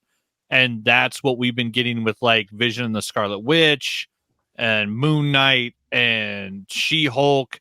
And so depending on the show, different people kind of took charge because there wasn't like a designated showrunner as there normally is in television. Let's see. I mean, I would just assume that'd be Kevin Feige, right? I don't know. That he's necessarily not in name, Yeah. but I mean, he is technically a showrunner for the whole MCU, right? Well, no, that's the thing. He's never been a showrunner. He's never the done TV. I'm not talking about technical. I mean, he is running the show. He's the guy behind all the MCU. I think one of the key things that's been said in some of these articles is Marvel doesn't really know how to run TV. They know how to run movies, and trying to apply similar ways to running movies to TV doesn't translate very well. Meaning in a movie, you can get away with the fact that Kevin Feige, for lack of a better term, is the chief creative approver or denier because it's one movie. Whereas if we're talking about a show that's 18 episodes long or something like that, it's a bit more complex. I mean, he was the guy with the final yay or nay of what happens in he was he was he was the buck stops here guy. But also don't forget, by the time you're in like the 23rd movie, like Avengers Endgame, they had every director from the other movies on set as well to answer questions, to help the Russo brothers. Like, you know, James Gunn was there to answer Guardians questions for the Russo brothers on set of Endgame. And so Kevin Feige was there, as the final stop, but they also had the help of the other creative talents as well. But you're not having that so much in the shows, and so that seems to be where some of the problems coming from. See what it says. Daredevil is far from the first Marvel series to undergo drastic behind-the-scenes changes. Those who work with Marvel on the TV side have complained of a lack of a central vision that has, according to sources, begun to afflict the studio's shows with creative differences and tension. TV is a writer-driven medium, says one insider familiar with the Marvel process, where Marvel is a Marvel-driven medium, which, you know, we saw worked well in the movies, where you had one guy making the final decision, and apparently you're not having that on the shows. It says, on the Oscar Isaac star Moon Knight, show creator and writer Jeremy Slater quit, and director Mohamed Diab took the reins. Jessica Gao developed and wrote She-Hulk Attorney at Law, but was sidelined once director Kat Coro came in on board. Production was challenging with COVID hitting cast and crew. Gao was brought back to oversee post-production, a typical showrunner duty, but it's the rare Marvel head writer who has had such oversight. So even one where like the head writer was able to come back and fix things in post, it hasn't always been the case. And so that's been the problem that they're running into. And then of course, it said most severely it affected Secret Invasion, which we all saw how poorly that happened. Let's see. Yes. So some far, of the so other normal. interesting, Some of the other interesting stuff that came out from this book and from this leaker that has got fairly prolific information was that Marvel was surprised that Ant-Man the Wasp, the Quantumania one, was poop in a lot of people's minds. They thought they had a hit on their hands. Really? Yeah. Their internal review was who saw that and said, yes, this is the best one. Who thought that? I guess this is the point they're getting at here, is that they've kind of lost touch with things, and having to reorg and shift things around might be beneficial. And as someone who followed the leaking board on Reddit, there's a Marvel Studios leak board that replaced the old one. The story for what they've been doing for Daredevil, I'm glad they shit canned it, because you know why Foggy wasn't in it and why Karen aren't in it? Because they're both killed dead in the first episode before it even starts by someone that Daredevil can't stop. So he hangs the suit up, and it becomes mostly a Daredevil lawyer drama until like 6 episodes in. He starts wearing the suit supposedly. Oh, Nobody they were wanted good. that. I'm happy they canceled Yeah. it. Good thing they canceled it. Bring that. Yeah. I like the guy who played Foggy Nelson. I like that guy. Look, nobody wants to watch a Daredevil show where Charlie Cox isn't out there kicking ass. That's the thing. Like, and they reintroduced him in She-Hulk, and you got to see him be playful, but still kick ass and stuff like that. Yeah. The born again stuff version of him was great. Yeah. So to kind of go forward in too. time from there, where he's kind of hung up the suit because he couldn't save his friends, I guess they're leaning really hard into born again because he's born again through all of this, but nobody wanted that. So I'm kind of glad, if those rumors are true, that they shit canned what they've done so far, because you can do so much cooler stuff with those people that you have involved there. Yeah, and we know for a fact, like, Charlie Cox and Daredevil work well together. We know Vincent D'Onofrio is up for coming back as Kingpin. Like, they can do some good shit with him. And yeah, the more, like, I mean, they basically brought us Matt Murdock the slut in She-Hulk, which, if you read the comics, Matt Murdock is a slut. Like, Matt Murdock has had more women in his life than maybe any comic character ever. Say it, Tony Stark. Tony Stark was too busy being drunk. Like, he didn't have relationships. He was just drinking. But yeah, like, it's kind of a joke in the comics, but, like, you know, and the way they did it on She-Hulk was really good. Like, I want to see that character continue. But yeah, just the article goes on to basically just talk about more problems they had, executives that are being let go, people that, you know, ended running shows that are now being let go.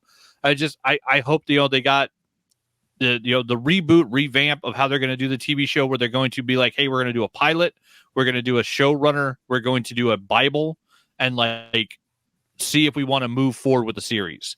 That's kind of how TV's worked, like, since like the 1940s. There's a reason it's been done that way.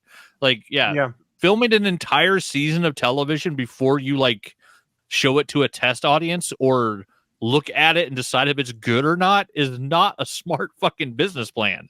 So yeah, I'm hoping, you know, when they make these changes, it'll go better. And then, yeah, I mean, I can't wait to see more Daredevil on Disney Plus. Like, I want that show. Like, Charlie Cox is awesome as Matt Murdock, so I want to see more of that character. And then the other one I have was kind of funny. They put out, so SAG-AFTRA is still on strike. For those that don't know, the Writers Guild did get, you know, a fair amount of what they were asking for. The AMPTA is still a bunch of jackasses and, like, fighting the actors strike. And SAG-AFTRA decided this week that it was important, from an article from James Herbert on The Hollywood Reporter. SAG-AFTRA clarifies Halloween costume rules after uproar and Ryan Reynolds mocks. And of course, in the photo, they've got Deadpool holding up the little mini speaker. The Guild issued a statement about its much discussed rules for striking actors' Halloween costumes, which have former SAG-AFTRA president Melissa Gilbert chiding, "We look like a joke." So they basically said, where they actually put up the flyer. Make Halloween a scream with these SAG-AFTRA strike-friendly tips and tricks. If you're looking for guidance on how to celebrate Halloween this year while also staying in solidarity with the TV theatrical streaming strike, you've come to the right place. Don't post photos of costumes inspired by struck content to social media. Choose costumes inspired by generalized characters and figures such as ghost, spider, zombie, etc. There it is. Dress up as characters from non-struck content like an animated TV show. Let's use our collective power to send a loud and clear message to our struck employers that we will not promote their content without a fair contract. So they're acting like dressing up for Halloween is the same as going out and promoting a film. Yeah, they do understand we, the public, are not on strike, right? They do understand that, right? No, this is what they sent to their guild members. Yeah, this is what was sent to the SAG-AFTRA Guild. They're telling the actors that they basically can't dress up on Halloween. And so, of course, Ryan Reynolds' tweet was hilarious because he said, "I look forward to screaming scab at my 8-year-old all night. She's not in the union but needs to learn," because that's just funny.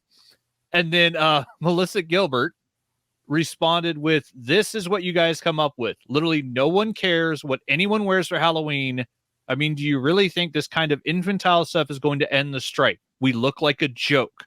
Please tell me you're going to make this rule go away and go negotiate. For the love of God, people are suffering mightily, and this is what you have to say. Come on, guys." And then I think she put the names of some of the actual, because it says official Fran Drescher on there. She's the current leader. Yeah, so I think it's the current leaders of SAG-AFTRA. And Melissa Gilbert is chiming in because she used to be the president of SAG-AFTRA. Yeah, and so I was surprised to hear Fran Drescher's up there. I was like, I haven't heard that name in years. Yeah, apparently she had been doing some good work, but yeah, like. The idea that striking actors, we know Ryan Reynolds is put on that Deadpool suit anytime he gets a chance. Whether he's making the film or not, he just loves being a jackass. Like, that's why he's so good at being Deadpool. But the idea that like if Margot Robbie puts on a pink outfit, like that doesn't mean she's promoting the movie. She may just be, you know, wearing pink. That doesn't mean she's Barbie. Like, and even if she was, who cares? It's not. Once again, it's not Well, promoting the movie. but part of their contract is they can't promote a movie while they're striking. That part I get, but like Halloween isn't promoting a movie if you dress up as a character. Like the actors don't just have a insane. contract to promote the movie during Halloween. If they do that, that's just them doing that, you know, unless it is under a contract, which none of this seems like it's for. There would be a contract in this situation. So who's this for? It's basically, it's just ridiculous. But yeah, like, I mean, they had, Melissa Gilbert slander. Ryan Reynolds tweeted at him. Mandy Moore wrote in her Instagram stories, "Is this a joke? Come on, SAG-AFTRA. This is what's important. We're asking you to negotiate in good faith on our behalf. So many folks across every aspect of this injury have been sacrificing mightily for months. Get back to the table and get a fair deal so everyone can get back to work." Like, all the actors want to work. Like, like the idea that they're focusing on what you can and can't wear for Halloween is just fucking ridiculous. 3 months into an actor's strike, like, especially after the writers got their deal. That's the thing that's not helping here, is the writers got a fair deal, or what they deem to be a fair deal, and have moved on. And the Screen Actors Guild is no longer sitting at the table trying to negotiate anything. They walked. Both sides split. So there's nothing going on right now. The writers got their deal. There's a little bit less pressure on the industry as a whole because, hey, we need them to actually write shit before we'd even worry about filming it. Yeah. And if there's writers, you can do reality TV shows because those don't have actors. You can do game shows because those don't have actors. Writers. Why does reality TV shows have writers? Because none of them have anything to do with reality.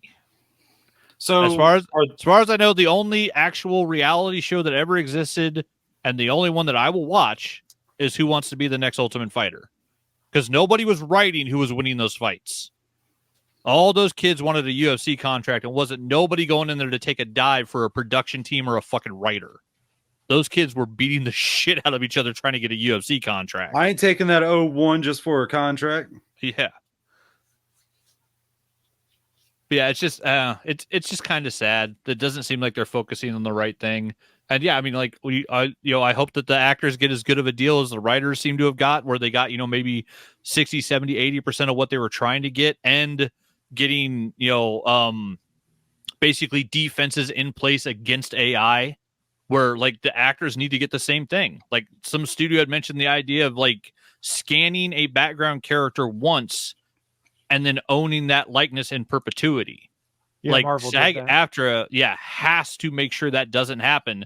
Because like I said, the best pointed example of that is that Matt Damon and Ben Affleck were background actors in like a David Fincher movie way back in the day. And if they had signed a contract like that, to this day, they would not be able to be paid as actors. And that's fucking insane. And so, yeah, like SAG-AFTRA needs to be at the negotiating table. The idea that like you could be on strike and then the people that are negotiating walk away from the table, they should be forced to stay like 40 hours a week at a negotiating table until they pull their head out of their asses and find the middle ground between what one side wants and what the other side wants. Not negotiating should not be an option. They shouldn't have the option to walk away. Like, it's fucking ridiculous. You're not wrong. Sorry, the only thing that popped in my head when you said this is about the time she walked away from me. No one likes you when you're SAG-AFTRA. That doesn't fit at all. No, but we'll allow it. Thank you. I appreciate it. But that was my news of the week. It's all shitty is what I'm hearing. World is shitty people doing shitty things, and everyone's going to pay because those shit will not pay. Because I mean, we don't really have to. We're not paying because we're not getting entertainment. So I guess I'm wrong on that. You know what's not shitty? Some of the cool stuff that we've been getting into. Yeah, we get cool stuff that we get into.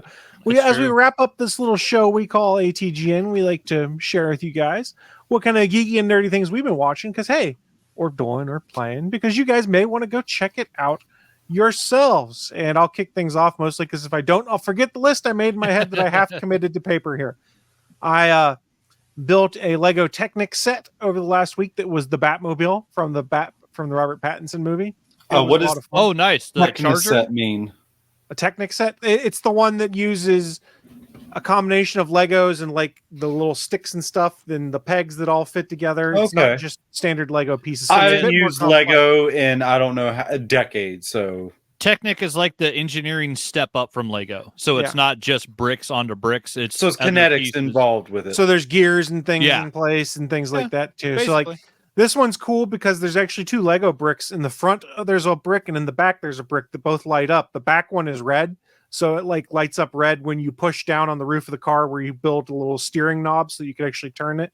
When you push down that, it makes it look like the flames are coming out the back of the Batmobile. And then inside the Batmobile, you can open the doors. There's chairs and stuff and the steering wheel that's been built.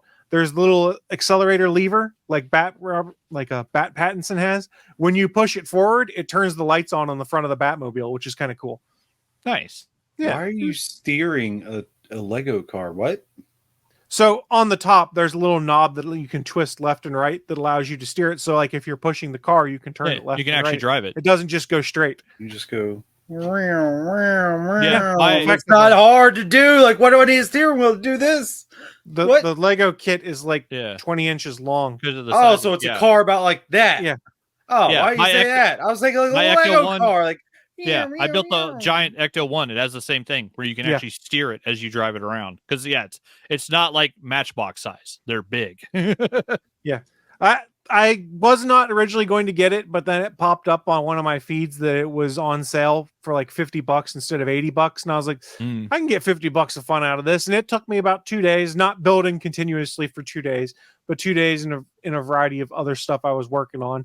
And it was nice Making a because I set it on the table in my living room and was watching dumb stuff on TV or dumb football games and stuff like that. Was building Lego sets.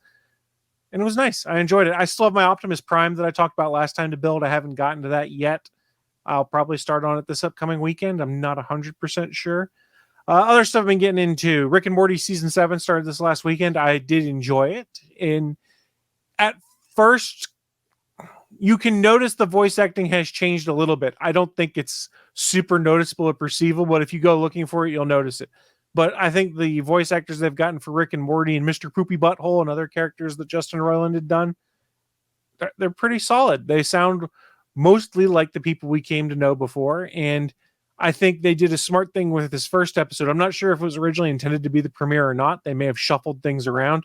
But this episode is pretty much all characters that were voiced by Justin Roiland doing stuff. So like it's like, okay, here, we're just going to overwhelm you with all of the characters he did before. I don't know that it was necessarily the premiere, but I think they could, the way Rick and Morty episodes work, you could shift things around in episode order and it generally doesn't matter. So I would not be surprised if they moved this one up. I did enjoy the fact that Bird Person returned. Bird Person is one of my favorite characters. Nice. And I was absolutely entertained by the fact that Hugh Jackman played himself in Rick and Morty. And it was hilarious. Nice. Hugh Jackman's in it? Hugh Jackman's in it. And he has I a love me some fairly Rick and Morty. sizable, he's in the second half of the episode, basically. So he's in there for a fairly long amount Are of you time. sure he's not in there as huge jacked man? No, it's Hugh Jackman. He starts talking I about his know, Tony I was being- Awards and stuff. But He's always a huge jacked man. Thank you. it's true. He gets it. I know. I was just ignoring it. Also, I noticed this morning, because I hadn't had a chance to watch any of this stuff yet, I watched the first episode of season 7 or 8. I can't remember, of Big Mouth on Netflix. It's fun. Damn. I haven't that thing's finished the still episode. going. That's fun. There's one more season left, and then Nice. it's over. I did also notice, and I haven't had a chance to watch it yet because it popped up on the feed on my Android TV box, that Upload Season 3 came out on Friday. So Season 3 of Upload is out now too, which I need to watch because I really enjoyed that show. It was a Prime original where the whole concept was, hey, instead of dying, you can have your brain uploaded to our servers and you can exist in this cool little internet world. And the blurring As long as you lines. pay a monthly fee. Yeah, I believe Greg Daniels was involved in it, one of the minds behind The Office and some other stuff like Wait. that too. That's exactly like fucking what's it called? That Black Mirror episode. That's exactly it. Yeah. It's basically a Black Mirror episode turned into a TV series. It was really good. And Robbie Amell's fantastic in it. Yeah. That is also fairly funny at times too. Yeah. Because it is Oh, a Black comedy Mirror? predominantly, but It still touches on serious things. So I need to watch that. I haven't gotten to it. But what I have spent most of my time doing on since Friday after I got out of work and after I got the groceries unloaded and stored away, Spider-Man 2 on PS5. I've played a lot of it. It's really fun. I know Willie has also played it, so please feel free to chime in with some Spider-Man discussion here. You see, I'm a little tired right now because I mainlined it from Thursday night at midnight to Friday morning. I mainlined it. I've already beat the game. Here, let me spoil everything. I'm just kidding. No, so people were complaining, and some of these people are just assholes, and most people called them out for it. One dude was on like the Spider-Man subreddit, I beat the game in 12 hours. It's just too short. And people are like, you're a fucking liar, because if you did that, that means you just did story missions and none of the side missions in this game. I don't see how you could do a majority or even half of those side missions and the story and be done in 12 hours. What I really want to know is, where are those assholes from the last game, the Puddlegate assholes? Where are those assholes at? Yeah, where are those pieces of shit? Those puddles look worse. A fucking puddle. A puddle. No, that's what we're arguing about. A puddle. Willie, the Puddlegate people have moved into now. They're like, Mary Jane's ugly. And I'm like, really? Well, they're probably still complaining about the change in Peter Parker's face. Yeah. Well, I mean, I've kind of just accepted it. But when you played the game the first time and that's the face you had, it's real hard to I forgot what the original face even looked like. It's been 4-5 years. Yeah, and that was fair, it was just a weird change because what was the reasoning behind it? I forget why. The official one or my conspiracy theory? The official one. The official one is this new face would work much better for portraying the character's emotions and having them emote, blah, blah, blah, blah, blah. The unofficial reason looks a lot like Tom Holland. Yeah. Does it not look more closely to Yuri Lowenthal? I don't know. I think it probably looks a little more like both of them. Because the new face it's almost like Tom Holland and Yuri Lowenthal kind of like laid over each other, and then you picked out focal points on their faces. Look, the ship has long sailed on this. No, like it was very jarring at the time when they decided, hey, we're changing this face model after it had already been out in a game, and you're like, the fuck you're doing what? Who cares? It's not our toy, it's their toy that they let us play with. Yeah. But so let them do whatever they want. You're also allowed to think it feels jarring because I just played this game with the character presented this way and you've changed how he looks completely. Do you remember what he used to look like? Yes, or he looked like Andrew Garfield almost. Yeah, he looked more nerdy. He looked like Garfield from the Amazing Spider-Man movies, sort of. But that's neither here nor there. Some of the things that people find the nitpick on this game are dumb. There are some legitimate things, which is like, hey, this is really side quest heavy at times. And some of them are dumb. There's other things like... That's on you. You do not have to go do all side quests. You don't have to scrounge the city for every last... You don't have to. That's on you. I've been playing it where doing some side missions, not doing all of them. Seeing a couple of them, I want to go do that. I've only done one or two Mysteriums. I've done 2. They're fun. And I wanted to go do more because they give you heroic tokens. But but other than that, like story's been good. The story's good. The thing with this game though is like costumes in the original Spider-Man game, when you unlock them, but also unlock those costume perks you could assign. Costumes, you don't have to unlock them in this game because all they do is just look cool. They don't unlock any perks for you. I don't think that's bad or good either way. I think it's just different. Well, like part of the reason I unlocked so many of the costumes in the previous Spider-Man game was because, I want that hero trait so that I can assign that to things. So you wanted to do that with this one, where all the costumes for both Spider-Man. I didn't say that. I'm just saying that is what motivated me to... Not logical. Hold on. I'm just saying human thought doesn't have to be logical. I'm saying that's what motivated me to spend the points in that original game to unlock all the costumes. Now I look at a costume like, I don't really care for that one. Why am I going to waste the points on that when I can spend it on other stuff right now in the game? Now, when I get to New Game Plus or whatever, it's probably a completely different story where I've got a variety of gadgets and research points out the... Because it costs tech points. No, stop. No, hold on a second, Chris, stop. What do you mean saving up all these? It's just...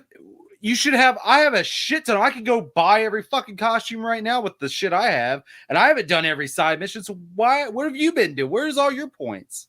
I have them all. I don't spend them. Your tech points. I spend them to unlock tech stuff. Points. This is the base tech points. Yes. I have over 2,000 of them right now. You put them in the spider bank. Listen, I'm trying to explain my point of view here, which is for me, there's no benefit other than the costume looks cool. So if I don't like the way the costume looks, why am I spending the points? And that's not a criticism. It's not a positive or negative. It's just, for me, I don't want that costume. I'm not going to spend the points on. There's some really cool costumes I have spent points on to unlock. To put this in perspective for everyone who hasn't played the game, it doesn't cost hardly anything, any of your tech points to unlock new suits. It hardly But suits cost any more of than it. just tech points. They also cost city tokens and other tokens too. I have so many of them. Okay, They're congratulations. I'm I just don't know saying what my I've point done. of view. It's not invalid for me to be like, I don't Okay. care about this suit. Why am I going to spend on it? I'm more surprised because it sounds like you've done more of the side missions than I have, yet it seems like I have a lot more of the stuff than you I have. don't That's know why I'm how many confused. tokens I have because I just spend them on upgrading abilities and skills and stuff in game. I don't spend them on the costumes. Before That's what I'm passing out saying. today, I think I bought like 10 of the costumes for each Spider-Man. I was like, all right, just buy. Right, and that's fine. You can do that. What I'm trying to say is there was a gameplay reason in the previous game to unlock all of Okay, the I get it. costumes I'll give it because to you unlocked abilities for your character in doing so.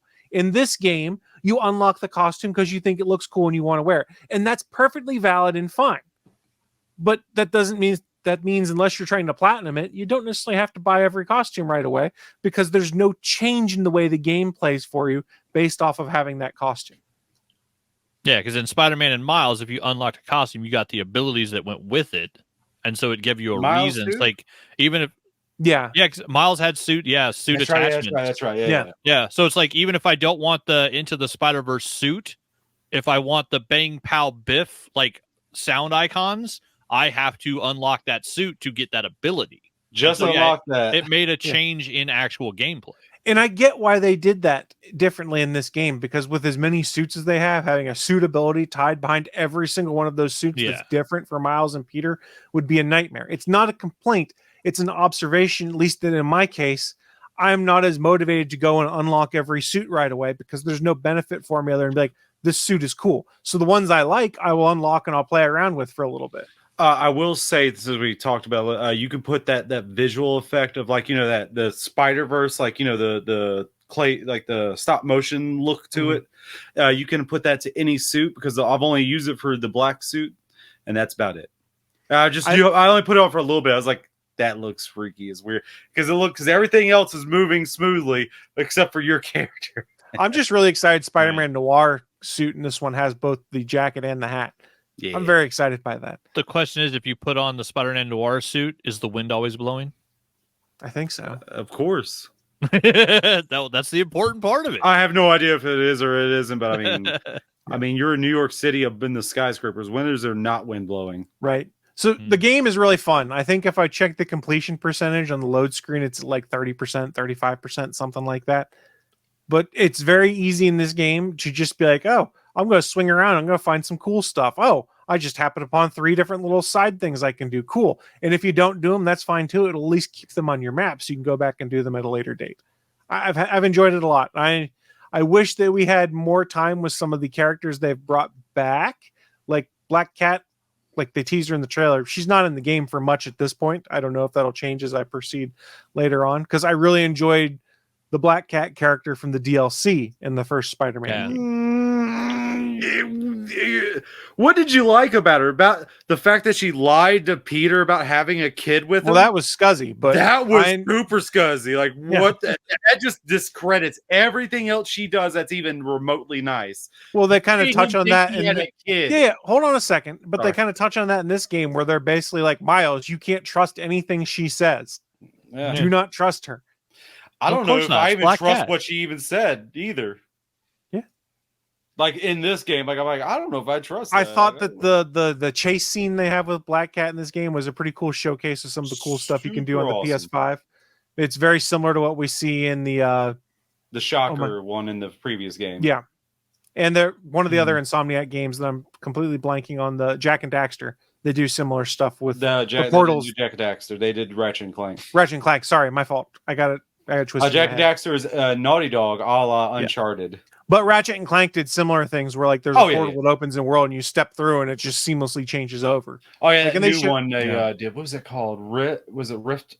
Rift, I think, or something. No, it was Rift something. I can't remember the full Rift name. Apart. Rift Apart. Yeah. I love me some Ratchet and Clank. Spider-Man Oh. Spider-Man 2 is really good. If you enjoyed the first one, if you enjoyed Miles Morales, it's more of the same goodness. Bigger. But bigger. The scale's up on everything. The only major differences to combat is you've got less gadgets, and they introduced the parry feature, which I'm real hit or miss with on parry. I just dodge half the time. That's fair. But I try to make a parrying point if I is see that yellow. Wait. I try and do it. Less gadgets than Amazing Spider-Man or less gadgets than Miles? Less gadgets overall, but much easier to use. yes. Okay, because that was one of the things I liked from the only have change 4 from gadgets. Spider-Man to Miles was by the end of the first Spider-Man, you have so many fucking gadgets. Like it was ridiculous. Here's where I get tripped up a little bit is in Spider-Man 1, if you hit the R1 button, it would kind of freeze things as it brought up the wheel for your different gadgets. Yeah, it doesn't happen in Spider-Man 2. You don't get that freeze as you go to select your gadget that you want to use. So that is something I had to adjust to. Ooh. Was that, I've got to be able to hit this button in the same time as combat because time ain't freezing for me. Okay, that kind of sucks. You only have 4 gadgets. So how it works is you have an L1 abilities and an R1 ability. R1 is like your gadgets. You only have 4 of them. You can't swap them out or anything. It's just those 4. And they're shared across Spider-Man. When you tap R1, it's your web shooter. Bloop, bloop, bloop, bloop, just tap R1. But when you hold it and then press a face button, then it does one of the other 4 gadgets. It's much easier to get to. The wheel thing was all right. Like, all right, I want to pause the game. You have to pause the action, go select what you want, and then quickly use it how you want to. Yeah. And then but web shooters, like you always had to swap off them. I love that web shooters are just a constant here. Bloop, bloop. That's it seems like, why didn't they do this in the first game? Like, why would you ever switch off of web shooters? And then the left L1 is for your Spider-Man specific abilities. So Miles has specific abilities, Peter has specific abilities, and they have some of, and then they have some abilities that you can only, like, for instance, if you hit L1 and square, I think it can be 2 different abilities for Miles. You can only have one turned on at a time. So you can like Venom Dash or Venom Punch. Yes, I can't say anything to that, Chris. It's the chain lightning one. It's the punch in the chain. I know lightning. what you talk about, but I can't. There's something. I'm gonna let you discover it. Okay. I've gotten to the point where, at least with some Miles abilities, you can sub out certain abilities because certain slots are designed to allow you to have 2 different choices to pick from. Maybe that changes later in game. All right, fine. I'll just say, are you sure it's just some slots, Chris? Are you sure it's just some slots? Or are you sure that you just haven't found them yet? So there's 2 different ones on Miles I've unlocked so far that do that. So I'm letting you know the that square and the triangle that I think have 2 different abilities that you can choose between. I'm assuming more come as you play the game for both Peter and Miles. I haven't gotten far enough along to know that yet. I mean, I'm slightly ahead of you. I'm not that far ahead. I've done some missions because I know where you are. I'm slightly ahead of you. Yeah. It's fun. If you like the first 2 games, or the first game and a half, I guess, for lack of a better term, you'll enjoy this. It's a good game. I like it. Willie, since we were talking about Spider-Man, let me just transition it to you next. I was hoping you were going to do that, because I was going to say one of my favorite things I was just doing last night was I climbed all the way up to the Avengers Tower and just sat on the very top of it and just, wow, I can just look at the whole fucking ass city from up here. Like, there goes all the way to the south, all the way to Harlem. It's like, okay. And that was kind of cool, just looking back all the way to Queens and Astoria and all that. The draw distance is very impressive. Yeah, I mean, it wasn't that bad on the PS4 one either. Like, you could still kind of do the same things. Like, I'm pretty sure you could see from one end to the other. Oh yeah, yeah. If you climb to the top of like Empire State Building or Avengers Tower, you can see from one end of the island to the other. But this one is super crisp, super clean. Like, and then you can look like the way I was facing west when I was looking at last night. So that's why I'm like, yeah, when I looked back behind me, I could see, all of Brooklyn and Queens back there too. Yeah, it's really cool. So that was very nice. Yeah, Spider-Man 2, I don't know. I can't really say anything else other than what I've already said. But yeah, Spider-Man been awesome. Jackbox has been awesome.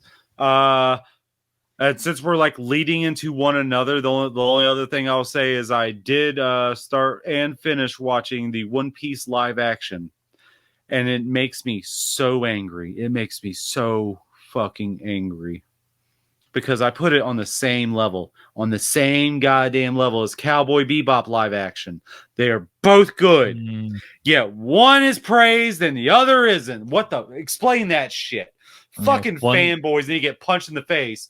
It's not, Spike's not the exact shit. Shut the fuck up, you little whiny bitch. I enjoyed the show. I'm not getting a season 2 out of that because of you whiny little cunts. Sorry. Yeah, Cowboy Bebop was good. Edit that out if you want to. I feel bad about that, but still, that's how much hate I have for them. I enjoyed it so much, and then like they just want to be so whiny and so pissy. I just want to punch them in the fucking face. But glad we're getting a season 2 of One Piece live action. Oh, and that's one like Netflix can run with that show forever. Like, there's 1,000 episodes of the cartoon.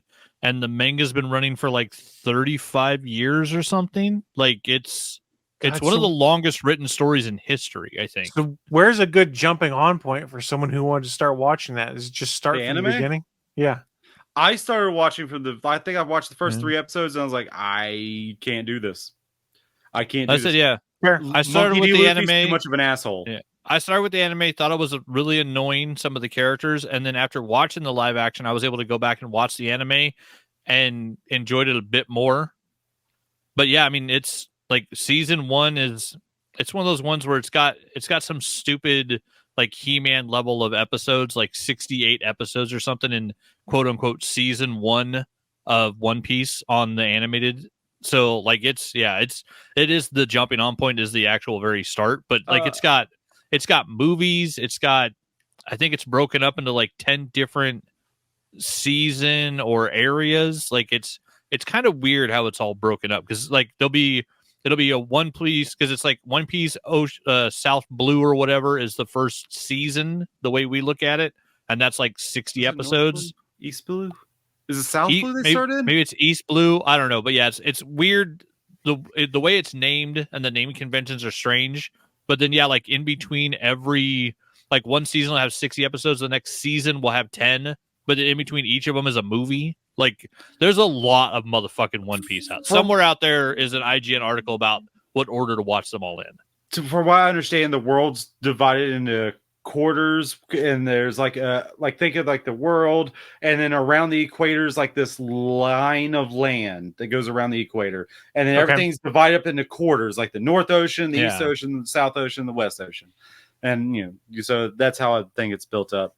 I will say to help anyone who's wants to get into it, the anime, I'm pretty sure there's a list out there that shows you like here's the episodes you need to see, and it cuts out all the filler. Yeah, there's always something like these that. episodes are nothing but filler. You can completely skip out all those if you just want like the main story. Bam. Okay. Because I'm pretty sure there's a list out there of it. I'm sure you can look it up. I never had done it, so I'm pretty sure someone told me about it, but I haven't looked it up. So I've always kept in my brain like, oh, if I ever do want to watch One Piece, I'll look up that list. I should have listened to that before I started watching the first 3 episodes. Like, do I really need to watch the first episode? Maybe the second episode, maybe not. No, actually, the second episode was pretty important. I don't know if we already went past what I'm into because I'm done. All right, finish things up for us, Bachman. What you been getting into? Yeah, we've been sticking with watching a bunch of horror movies. We got Shudder for the month of October. We watched one last night called Unwelcome, which was a 2022 Shudder original. Really creepy, crazy movie where a couple living in like somewhere in London, like they get attacked in their apartment and the wife's pregnant, and so they decide after this guy's his aunt dies and leaves them a house in like the Irish countryside, they move out to where that house is and find out that the house has it's got like a stone built, hand built wall behind it that leads into the forest, and you're supposed to leave an offering there every night for the little people. And of course, in this movie, the little people are real, the red caps, and like if you piss them off, they will kill you. And it was way better than we thought it was going to be. The special effects on the red caps, the goblins, the leprechauns are awesome. Like they look really cool. But the movie's also way more like gratuitously violent than we thought it was going to be. And the husband might be like the weakest husband in all of TV and film history. Like, he's awful. Weakened spine or weakened muscle? Both, weaken everything, spine, muscle, fortitude. He's just a whiny crybaby bitch, and it's hilarious because his wife is a badass. But yeah, really interesting flick. It was one of those ones like, oh, this one looks kind of good, we'll watch it. I didn't have a trailer or anything, so we just gave it a shot. It was really good. The ending could have used a little bit of help, but I mean, ending on a high point is always hard to do with any horror film. And then yeah, luckily I've been watching the new Creep Show on Shudder, which has been awesome. And as I was finishing up season 3, I think it was last week, they said, hey, look, season 4's done and it's on Shudder. I was like, sweet. So as I finished season 3, transitioned right into season 4. I'm still watching through Creep Show, and it's so good. Each episode is like an hour long. It's 2 tales. It's always 2 short stories per episode. And weirdly, like, they will mix them up to where, like, I was watching one the other day, and like the first episode or the first story in the episode was like 42 minutes. I was like, what the fuck? This one's super long. And then the second one was a really short little, like 18-minute, just little quick hit. So yeah, it's kind of impressive how they will actually slide, like, when the second episode starts or the second story starts in the episode, depending on what they need for storytelling. So it's done really well where they mix like the shorter episodes with the longer episodes. And so then each episode of Creep Show is roughly an hour. But yeah, that really makes the most sense because not everything can fit. Not every story. Yeah. Normal TV shows were fitting a story to fit a time frame.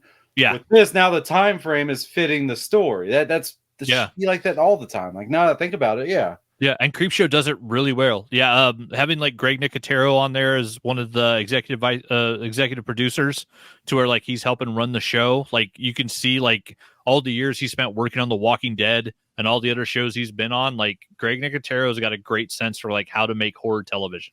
Like, the dude's good at it. Other than that, watching some horror movies.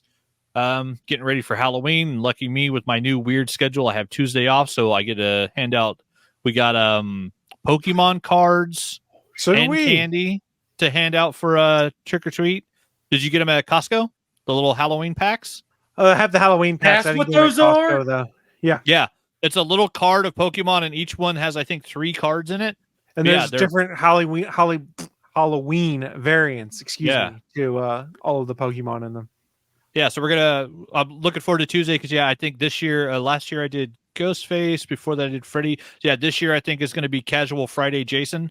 So I got my Camp Crystal Lake Killers hockey jersey from Geeky Jerseys. I'll wear that with my hockey mask and then, just some boots and some Dickie pants. But yeah, I did it one year at work, and I love it. Just the idea of Casual Friday Jason is one of my favorite things. And so I'll probably actually shave again just because it looks weird when like part of the goatee is coming through the hockey mask. So probably have to trim this down for the one day a year that it's worth doing. But yeah, I love Halloween, and looking forward. We get to sit and watch Trick or Treat that night, which we watch Trick or Treat now every year that me and Jan have been together. Like, that is one of our annual things. Sam is one of my favorite motherfuckers. Like, he's up here rocking out, watching over me at all times, making sure I follow the Halloween rules. You don't fucking blow out the pumpkins. You check your candy, and don't talk shit, and don't smash pumpkins. Sam will get your ass. So yeah, looking forward to that. And then I've been working on of my miniatures. When I started in January, I've done 14 separate miniatures, and then I started my new combat patrol, which is 19 Chaos Space Marines make up a full combat patrol. So I've been working on those. I got them all put together. I think they're all primed now. No, 5 of my Havocs haven't been primed, but I was working on basically the Dark Apostle, the Dark Disciples, and then met up with my buddy, and we started talking about possibly playing Kill Team. And I checked, and on Kill Team, one of the variants that you can use, Kill Team is an even smaller version of Warhammer 40K.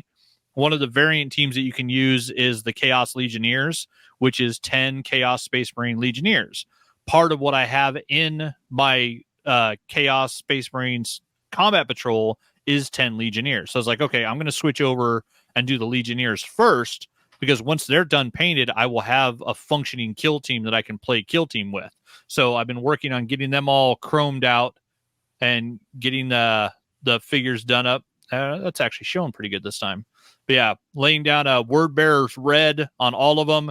And then, yeah, I got an airbrush paint color that's an aluminum that I've been using as the trim on all of them.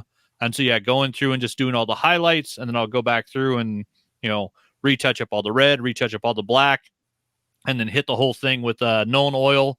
I've got 6 of the 10 now are done with the Word Bearer's Red and the aluminum.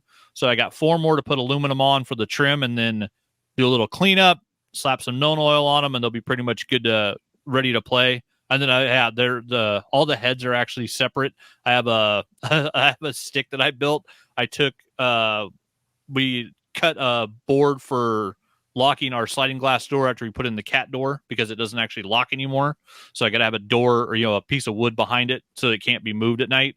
And the excess of that piece, I took and drilled a bunch of holes into it, cut a bunch of cuticle sticks in half, wood glued those into it, and now I have a stick that I can put 6 little tiny miniature figure heads on, so I can sit there and do the detailed work on the heads. Because if you put them inside the figure, like all the Space Marines have collars that like go up around their helmets, they're a bitch to try to paint the head if it's in the costume. So heads are one of the easier things to paint as a sub-assembly.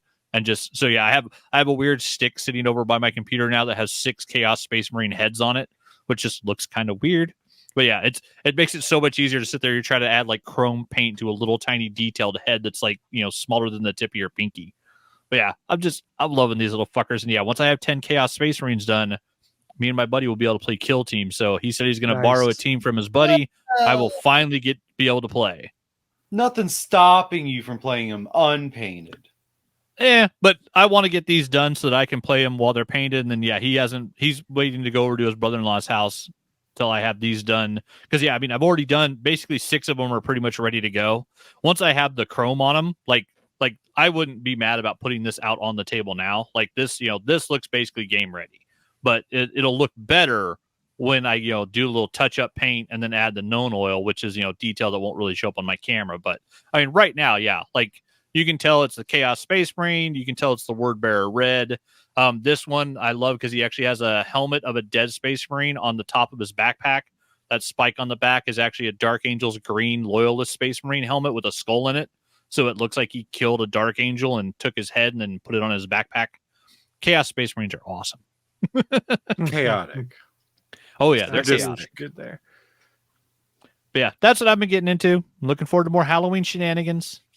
So one last thing before we break this down, because it's something I'd noticed with the Spider-Man game that I wanted to share real quick is, let me get this picture up. And I don't know how well it'll show up on stream, but I've been sharing some of the photos there on my Twitter. And I was like, what's this speck in the background? And when you zoom in, there's actually planes flying around in the sky while you play the game. Like I've heard them before, but this is one of the first ones where I actually captured it in one of the screen shares I did, where that plane was just moving across screen. Nice. Oh, yeah, I did forget. Yeah, I finished Uncharted 3 and started Uncharted 4. Mm-hmm. So I'm trying to finish the Uncharted series before I start BioShock. And yeah, that one had a weird change where like the look of Nathan Drake's face had a massive update between 3 and 4. Well, and, a lot of time. Yeah, a lot of time, and like increases in how good the game looks. From PS3 to PS4. Yeah, huge jumps. But yeah, it was all 3 of the first 3 were really fun games to play. The wonky ass controls, like I still hate the fact, like even by the end of 3, I pushed directly forward 12 o'clock on my joystick, and fucking Nathan Drake jumps off at 9:45 and kills himself off a cliff. That motherfucker is suicidal. Like that shit still happens. No idea what you're talking about right now. 2 out of 10 times. Yeah, like he just jumps in random directions sometimes. But yeah, like the fact that dude, he leaves a trail of destruction behind him like no other fucking Tomb Raider in history. Like he just destroys ancient cities. He's fucking crazy. But yeah, the third game is really fun. I'm enjoying the hell out of the start of the fourth one. The update in the graphics is a huge jump. So like 4 looks so good.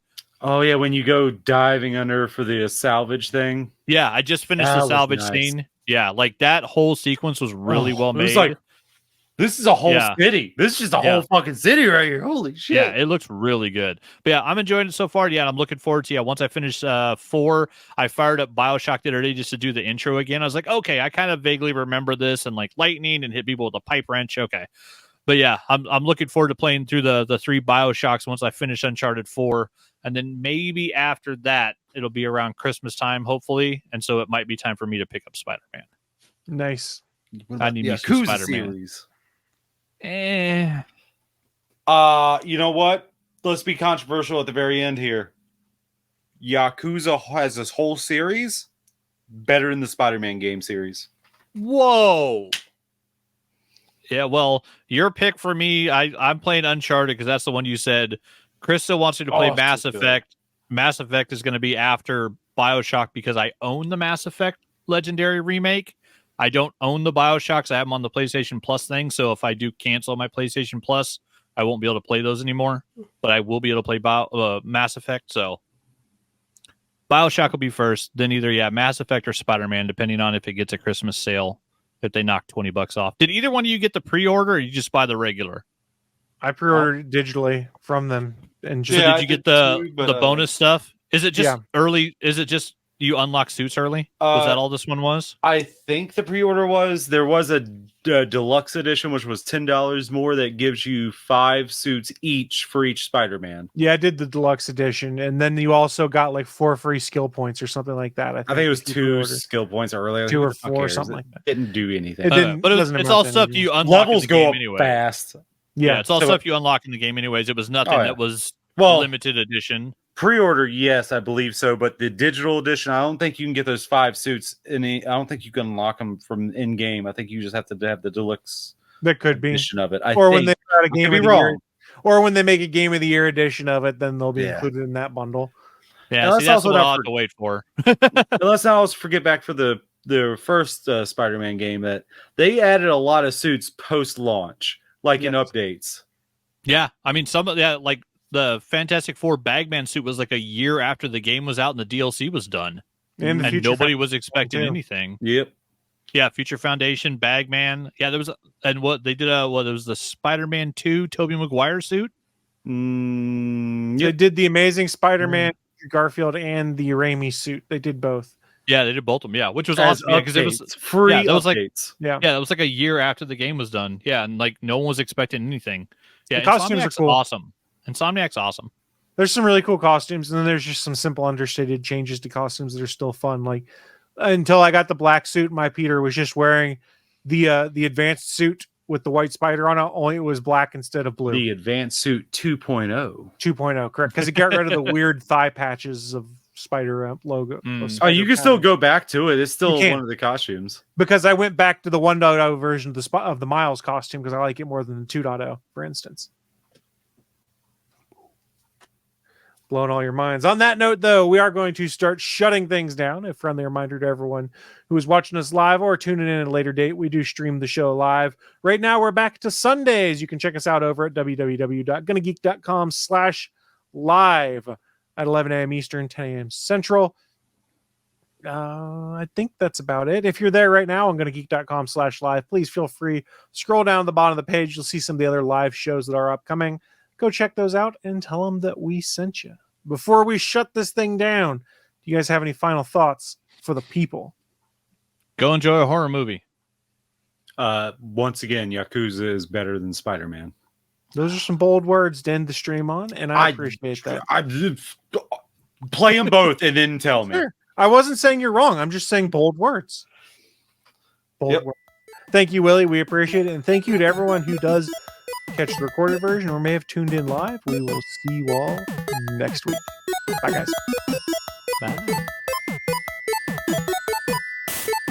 Thanks for listening to this brand new episode of the All Things Good and Nerdy podcast.